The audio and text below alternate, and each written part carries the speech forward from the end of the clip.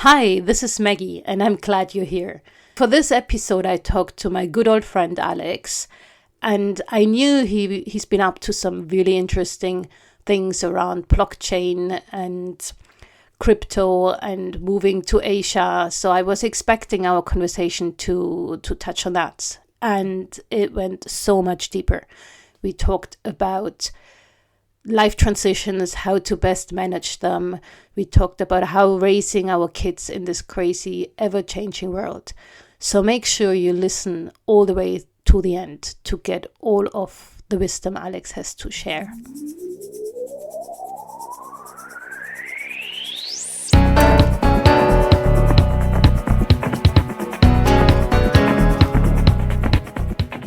You're listening to Leadership's Insights, Navigating Career and Life. I am Maggie Rombach, your host, bringing inspiring stories and practical advice on leadership, career development, and work-life balance.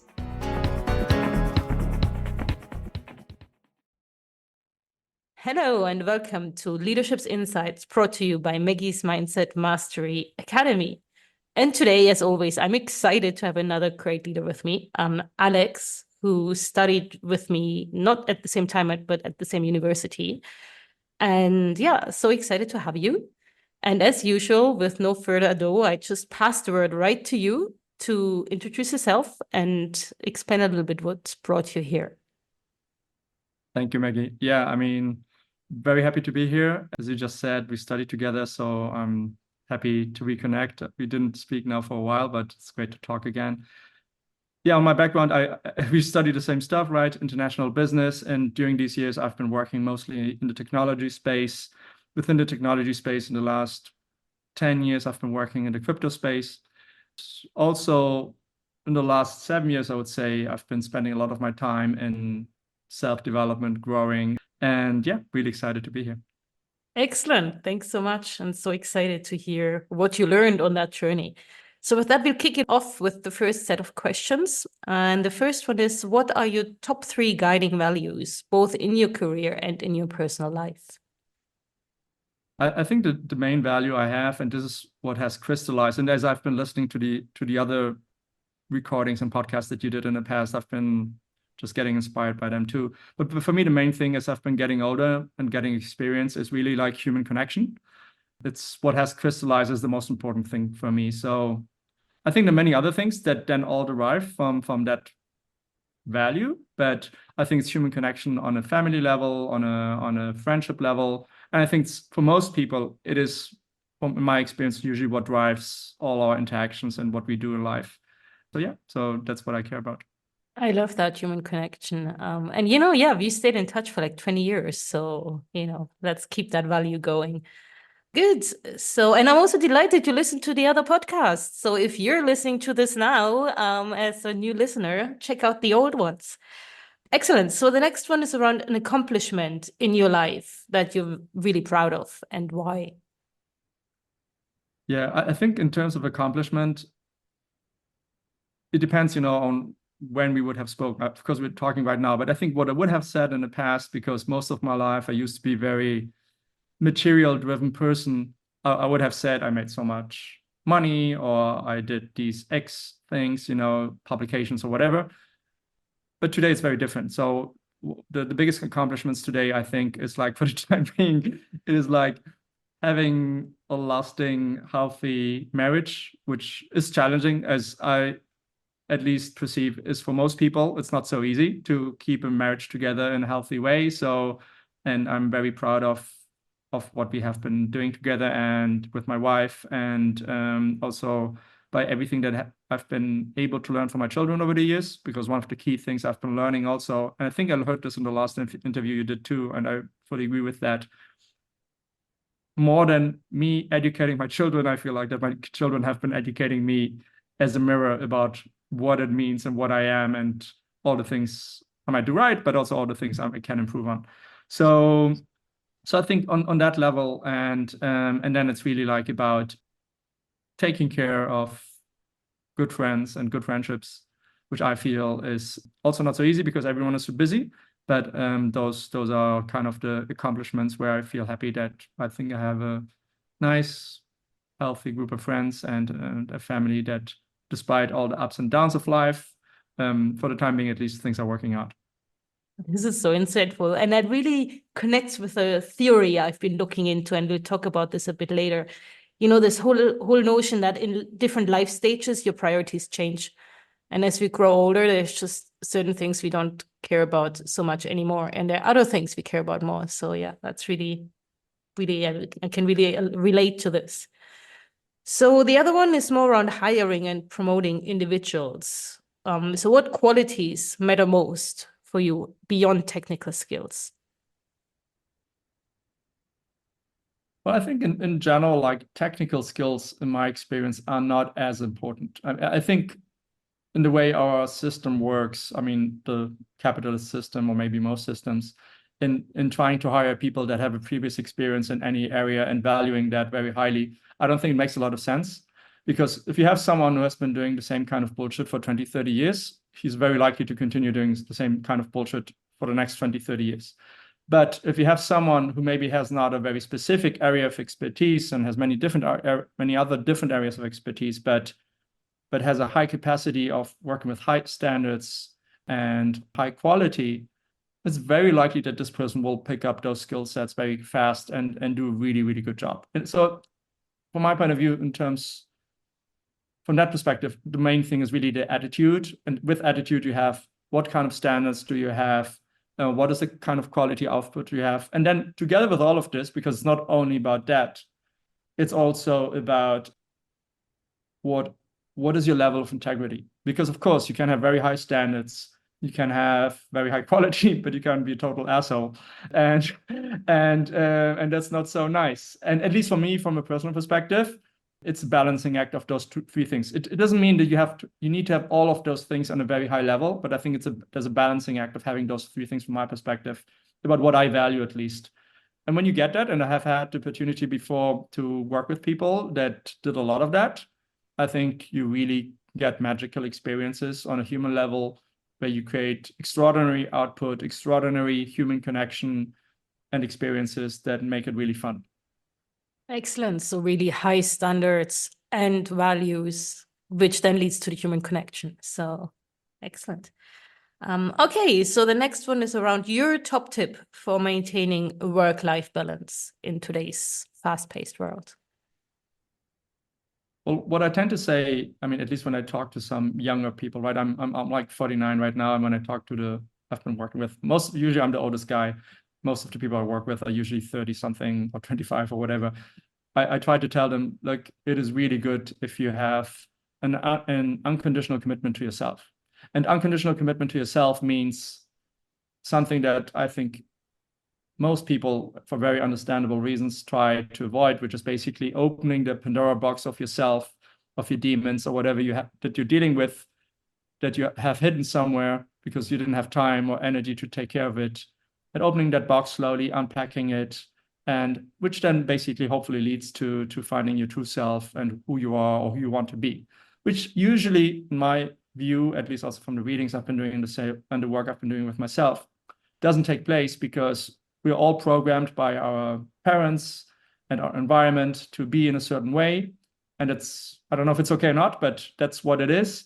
So I think it takes a very conscious effort to define who you want to be, what that means, how you want in your subconscious, what are your values, what are your priorities, so that those aspects of your life that are automated in a certain way that you can reprogram that, because if not, you're very likely not to be operating on the level what is true to yourself. And as you're not true to yourself, you can get into all kind of mental health and other issues because you're not aligned with yourself. So that's what I think I would encourage a lot of people to maybe explore if they have the time and energy to do that, and the willingness. Yeah, that's so true. And to really break free from these conditionings that you got from your past, because I mean, you can, but you have to invest and dig and find out. So yeah. So can you share one valuable lesson from your private life? You know, if it's parenthood, sports, you already talked about your kids inspiring you. So what is a lesson you learned that also helped you at work? Well, I mean, like looking at it from the family perspective, I think before you have children, I didn't appreciate the complexity of that process of having children, or even being married and having children. I mean, the whole game. And from that lesson, it's really like, before that, you're like with yourself, focusing on just your needs and priorities, and thinking, oh, I'm so tired, or this is so hard. But then you really notice, okay, this can get so much harder once you have a family and kids. You're not sleeping at night, you're still working, and you have the pressure. And I mean, and then once you get into this age of 40 to 50, maybe your parents get sick or your loved ones die, whatever. You have basically a big fireworks show where everything's happening at the same time. And that's where I think it gets really hard. But as it gets really hard, I think also like that's where you learn the most, because you learn how to prioritize, you learn what is important in your life, you learn how to be productive. Because before that, I think, since you can dedicate most your energy fully to whatever your endeavor is at that point of time when you're younger, then that's not such a big question. But as you get into all these challenges, you have to learn about, okay, what is important, what is less important, and how do I manage all of this in the same time, and how do I keep my energy levels up to manage all of this. So I think a lot of that, in my case at least, has been coming from family life and learning about life, which is basically the journey of life, right? I'm not saying that any of this is bad or anything. It's just the adventure of life. It's the process of growing up that you have to go through, and hopefully survive in that process and grow stronger out of it, which I think is how the human condition works. Yeah, that's so true. Yeah, family forces you to prioritize for the good or better or the worse. Yeah. So this is already the last question of this section. This is great. So this is around a significant role model for you. So who would that be and why?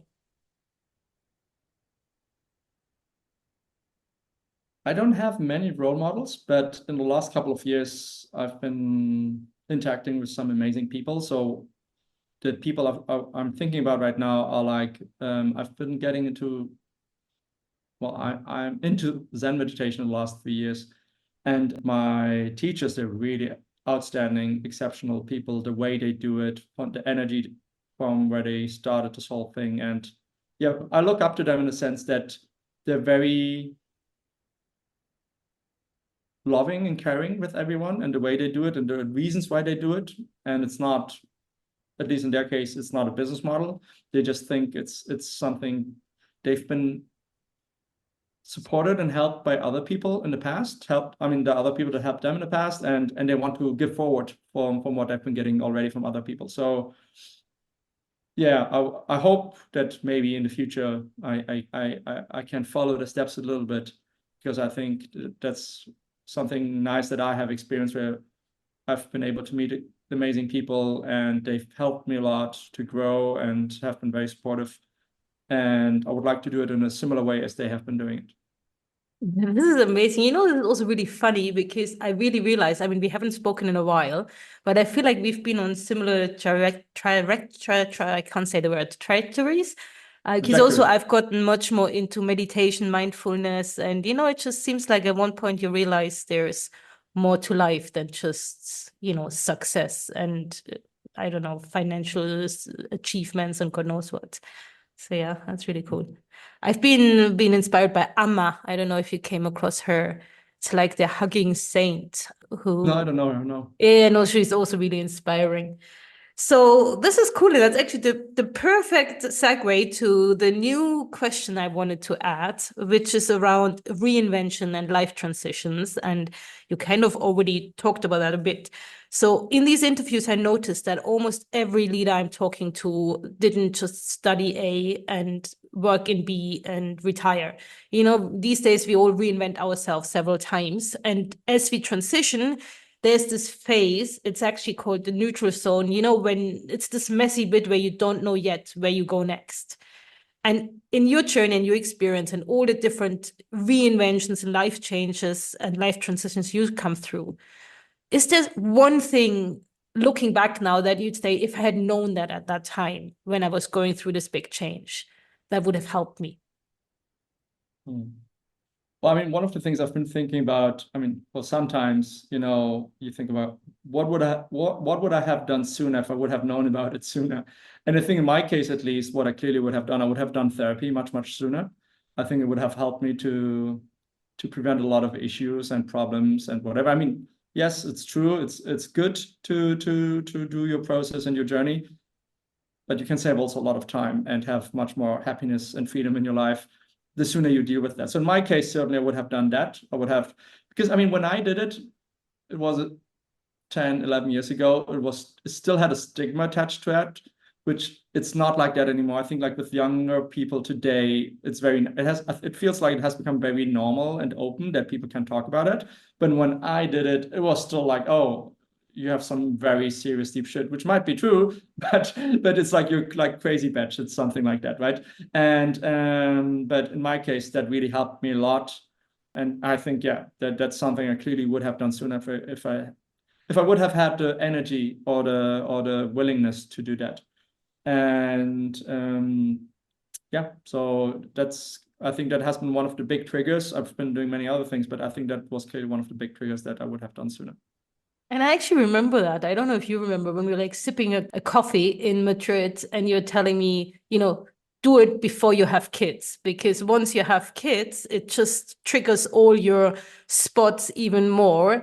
And at that time I was single and, I did it for a year and now I'm a happy mom. So who knows, maybe my therapy also helped me, to deal with my luggage I was carrying and, make that transition. So yeah, I couldn't agree more. Cool. So this was the deeper dive question. So the next chunk I called a quick fire burst. And the idea is I'll throw a question at you and you answer with one word or like 2 words, but let's keep it fast. So here comes the first one. Could you describe your leadership style in 1 word? Collaborative. Collaborative. What is the key to successful teamwork? Maybe it's also collaborative. Trust, I would argue. I mean, there's some other things attached to it, but I would argue trust. That this is a key trigger. Yeah. 1 must-read book. Oh, 1 must-read book. There's so many. But if it's only one, at least following the theme we've been just talking about, it's Conscious Leadership, I think, is a really good book. Okay, I have to check that out. What type of dream job would you like to do if it wasn't your current one? What I really want to do for the next stage of my life is really traveling more, even more. I might travel a lot, but even more so. Where would you, I mean, this is not on the script, but anyway, where's the one place you'd really love to go? Like something really crazy, because you traveled a lot. So what's left there that would tempt you? Yeah, I mean, I'm living in Asia, as you know, so I really travel a lot. But I mean, once the kids finish school, one of the things I would like to do is with my wife, I would like to go from Alaska all the way to Patagonia with a bike, just bike down. And I mean, that probably would take, I don't know, a year or 2 or whatever it takes. But I also want to do with my son. I would like to go. I mean, like, I don't know if you've. I mean, in these YouTube videos, you can see this. If you want to do the longest trip you can do in a straight line, you have to go from the south of Portugal all through Spain, Europe, Russia, and all the way to southern China. It's around, I think, 12,000 kilometers. And we were also saying, I don't know if he will want to do that with me, but we wanted to do that on a motorbike. So I have a lot of ideas of this nature. I also want to cross the Atlantic with a sailboat and just sail around the Caribbean. So things of that nature that take long time and where you just experience many different things. That sounds amazing. Yeah. Cool. So if you could have a superpower like flying or whatever, like doing some magic, what would be your preferred superpower? Awareness. And what are you most grateful for? I'm grateful for my life. I mean, I have a lot of things I have to be grateful for. So I can't complain. Nice. So this has been great. There's one last question as we wrap this up. And this is basically your parting thoughts. What career advice would you offer to your 18-year-old self, or just really anybody starting out their professional journey now? Yeah, I think it's very different, right? I mean, like, for our generation, it was a very different game than for what I can see for my children. My eldest son, he's like 13 right now.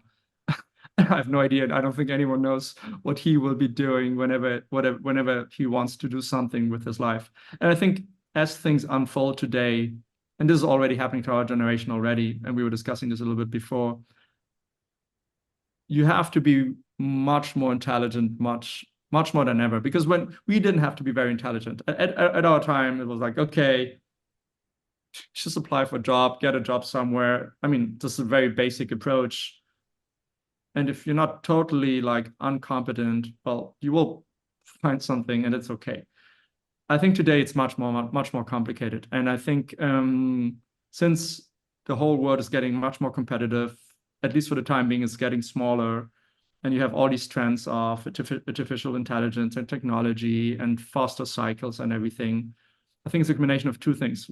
One aspect is just what we have been discussing, try to whatever extent as part of the adventure of life to discover who you are and what you want to be, and the whole suffering and process of growing, well, that's part of the game. But then also, if you want to have, and I think there's this famous endowment manager from Yale who said this phrase, I don't remember the exact phrase, but he said something, if you want to have unconventional results, you need to have unconventional approaches. And in my life, certainly this has applied. If you just do what everyone else is doing, well, then you would get average results or common results. But if you want to have unconventional results, whatever that might mean, then you need to think outside of the box. I was just watching one of these German documentaries about, and they have the same in Korea, where they were talking about Taiwanese children, about how they're getting suicidal because they study all day long, 16 hours a day, but there are no jobs outside for them when they finish school.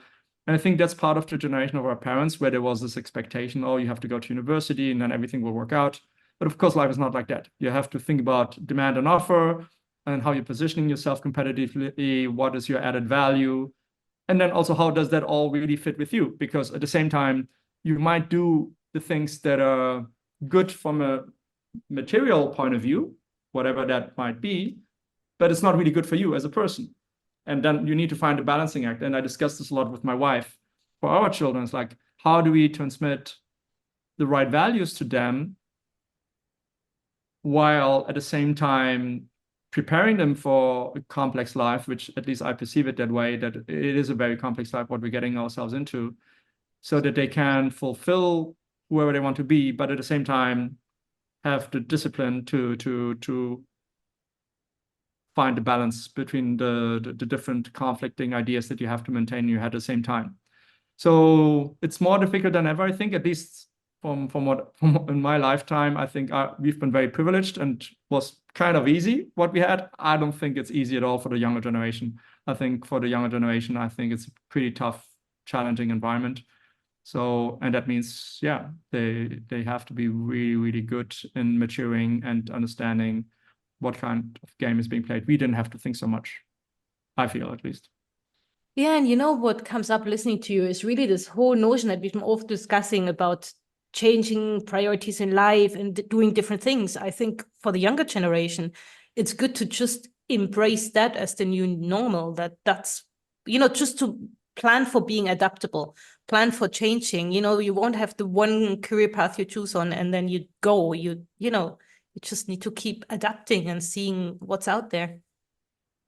Yeah, but I think also like the question is restricting in itself, right? I mean, I don't think it should be about what is your career path. I think it's like about what is it really that you want to do with your life, and what are the compromises you have to make. Because I mean, maybe you want to be an artist, and that's amazing, but it's very likely you will be a very poor artist. At least you will be part of the 99% of the artists. So how do you maintain your life then? And then the question is like, okay, maybe that's okay from 20 to 30 or 35. But then if you ever decide to have a family, well, suddenly your economic structure changes completely and you might have other wishes for what you want. Okay, how do you deal with that? I mean, it's the same stuff I've been discussing with my wife. It's like, okay, maybe, they finish high school, they should have like good enough grades so that if they ever decide in the future to study something where that aspect in their life is important or useful, so at least that they have the option if they change their mind. So it's this combination of values and discipline plus keeping the doors open, because I mean, you don't know what will be important for you when you're 15, 20, or what might be important for you when you're 30, 35, or 40. And so, yeah, I mean, so I think what we try to do, which time will tell if we've done a good job or not, is to equip them with the right set of tools so that they can manage those different moments. Wow, that's been super rich. But yeah, this conversation could go on forever, because this is so deep and it's so challenging, because, you know, all we want to do is to help them to get ready, right? And it's hard to do. Yeah. But I think it goes back to what we just discussed. I mean, at least that has been my philosophy, and that's why I have been investing so much in it. At least has been a trigger to help me in that direction. Is more than educating them, my focus has been, and the focus of my wife has been, okay, how can we grow as people? How can we overcome our own traumas? Because as we grow, since children just basically absorb things automatically through osmosis, whatever you're doing right, they will absorb. And also whatever you're doing wrong, they will absorb. So the more you can work on yourself and become better, hopefully, the more I think you help everyone. I mean, of course, your children, your partner, all the people surrounding you. Yeah, yourself as a very first thing. So what I'm trying to say, it's not about what you can tell them. It's more about what can you do for yourself. And as you do things for yourself, that will help them too. Yeah. At least that has been a philosophy we've been trying to follow, not from day one, but as we've been going through this big ride, the roller coaster ride, that's what kind of has made sense to me. I feel like that most parents like to talk about, at least the parents in my generation that I've known, is, oh, this is what my children have to do, blah, blah, blah. Because that's very easy. As always, it's very easy to tell what everyone else has to do, including your children. The much more challenging and difficult thing is that, okay, what do I have to do? And how do I get started on that journey? Because that's painful. Yeah, I couldn't agree more. That's so true. And yeah, really inspiring. Triggers so many thoughts, but absolutely. You know how you say, like, when you point at somebody, actually 4 fingers are pointing back at you. And yeah, so yeah, work on ourselves. I think that's a good closing word, and I couldn't agree more. And yeah, thanks so much for taking the time. It's been a real pleasure. And yeah, we'll be in touch. Thank you so much, Maggie. Yeah, bye. Thanks for listening to Leadership's Insights, Navigating Career and Life. If you like this, make sure you subscribe and share it with anybody you feel could benefit from it. And if you're inspired now and you wonder how you could apply this to your life, trust that you've got all it takes and you can handle this one little step at a time. See you next time for more insights and inspiration. Bye for now.